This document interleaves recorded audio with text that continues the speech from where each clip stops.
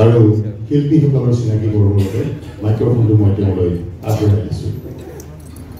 ধন্যবাদ উৎপলা।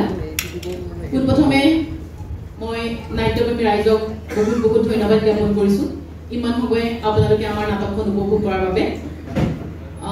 প্ৰথমে মই এজন ব্যক্তিক বিশেষকৈ ধন্যবাদ জনাবই লাগিব।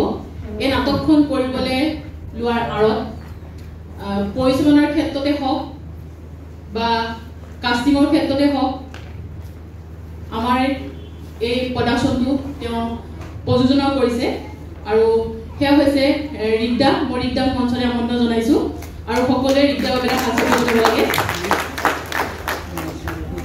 আৰু পোনপ্ৰথমে ধন্যবাদ জনাব বিচাৰিছোঁ গোলাঘাট MSR থিয়েটাৰ ছ'চাইটিৰ সভাপতি মহোদয় শ্ৰদ্ধাৰ অজিত বৰুৱা ছাৰ,